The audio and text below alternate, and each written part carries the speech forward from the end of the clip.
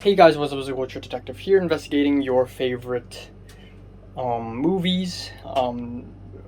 I usually sit down for a movie review. I'm not doing that right now because I'm in a hurry. It's 2:14 a.m. in the morning. I'm not kidding, and I need to go to bed ASAP. But about 2 hours ago, I finished watching Kirie no Uta, which is the new film from the one and only Japanese director Iwai Shunji. And also, I'm going scriptless, completely improvised. Iwai Shunji is someone that I'm not super duper familiar with, but he made one movie that I really freaking loved, and that is all about Lily Chou-Chou, or Ririshu no Subete, and not only one of the most emotional, beautiful, crushing, nostalgic teen movies ever, but also the movie review of this movie is like one of my most watched reviews, and I owe that to Mr. Iwai Shunji. And so today I went to the second movie screening out of the 4 movie screenings that I'm going to for the Hong Kong Asian Film Festival, and that is the new Iwai Shunji movie Kirie. And I was really scared because when the tickets are selling, there are 2 screenings, 7 p.m. and 9:50 p.m. And there's something special with the 7 p.m. screening, and that is after the 7 p.m. screening, there is a quote-unquote master class with Iwai Shunji, the man himself, after the screening. And so when I tried to buy the tickets to the 7 p.m., I can't because they're all sold out. So I went for the 9:50 p.m. one, and I was really scared that because I went for the 9:50 p.m. screening, I'm not going to be able to see Iwai Shunji. But, nope. I was wrong. I did see Iwai Shunji. Hell freaking yes. I sat in the very front row as well, which was very uncomfortable. Because I had to look up and I had to look to my left the whole time during the 2 hours of the movie. But I got to see Iwai Shunji really close up, so that's really freaking amazing. I even wore the Aoba Ichiko t-shirt. I hope he notices, because without her, I wouldn't have known who Iwai Shunji was.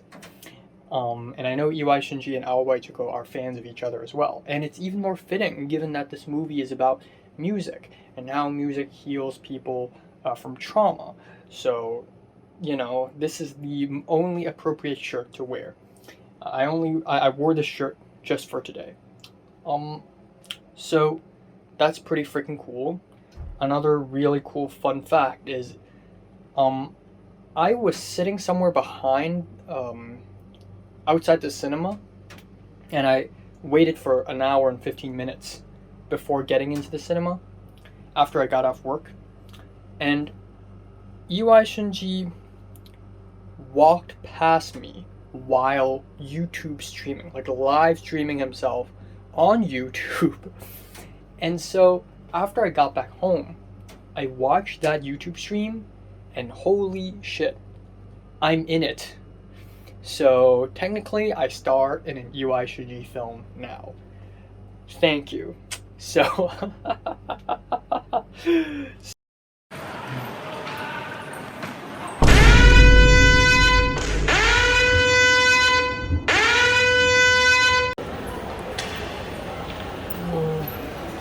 So if you had told me this last year, I would be like, that's fucking insane. But this just happened, so this is epic. But anyways, about the film itself, it is 2 hours long. The original cut is actually 3 hours. But I think it's a really good movie overall. It is about a girl who can't speak but can sing, and she basically uses music to deal with her past. And I'm not going to spoil what that is, but that's basically what it is. And first of all, this film is nowhere near as emotionally crushing or as beautiful as All About Lily Chou-Chou. And that's to be expected. But it's still really good. It still manages to make me very sad. I mean, it's an Iwai Shunji film. Of course it's going to be sad. That's to be expected. I haven't seen his other films like April Story and Swallowtail Butterfly and Bride for Rip Van Winkle, Hannah and Alice, Love Letter. I should watch all those, but I know they will destroy me emotionally, like all of them. So, you know.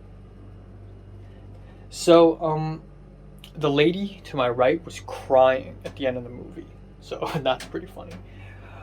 Second of all, I just really like how the movie deals with music. Again, it's similar to All About Lily Chou-Chou.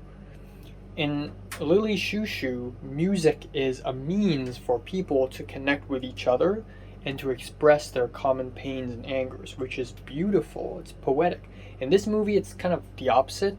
It's similar but also different in that in this movie, music is a way to heal, is a way to deal with the past and heal and move on.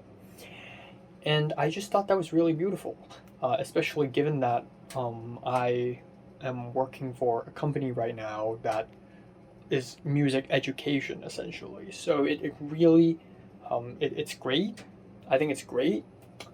I also like the flashbacks, the way the movie is told using flashbacks. We see small, so the main character's name is Kyrie. We have small Kyrie and her backstory, and then with now modern present day Kyrie. It happens at the same time. It doesn't feel messy at all. So it worked really well overall, and it just has a very gratifying conclusion to all the storylines. And it's a great way to, minor spoilers, but this movie sort of deals with 3/11 trauma. If you don't know what 3/11 is, it's the earthquake and tsunami that happened in Japan back in 2011. That is one of the most tragic things that had happened to Japan in ever. And this year, Suzume, the anime film, also got released, and Suzume also deals with 3/11 trauma. And both of these films deal with 3/11 trauma really differently, and both of them do a fantastic job at dealing with that. This movie uses 3/11 trauma very subtly. There's one scene that depicts it that was very intense. A lot of reviews comment saying that it added to nothing, but that didn't add to nothing. 3/11 is literally the reason why Kyrie has to sing, has to express herself through singing, and it just really worked. There's also a little bit of LGBTQ implications in this movie. I wish this movie could have gone the extra mile and just say it, but I appreciate this nonetheless. Now, this movie is not without faults. This movie feels very freaking long. The Act 3 feels really long, and given that this is the 2-hour cut and not the original 3-hour cut, means that the original must have been insanely long. There are a lot of very negative reviews saying that this feels like a 2-hour music video, which is sort of true. But A, I don't think the songs are bad.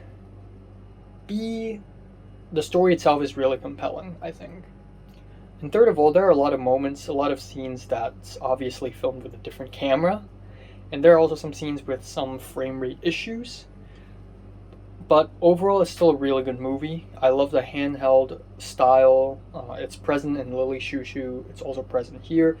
Yeah, it's slow paced, but so is Lily Chou-Chou, and it freaking worked. Because it's a freaking sad movie. So yeah, I'm really happy. Iwai Shunji showed up, got to see it, and I'm giving this movie, Kirie no Uta, a strong 7 out of 10. So have you watched Kyrie? Probably not, because this movie only premiered in Japan on October 13th, and it premiered here in Hong Kong today. So it'll be months till you are able to watch this, unless you live in Japan. But still, watch it. Comments below, let me know, subscribe if you want more, and thanks for watching.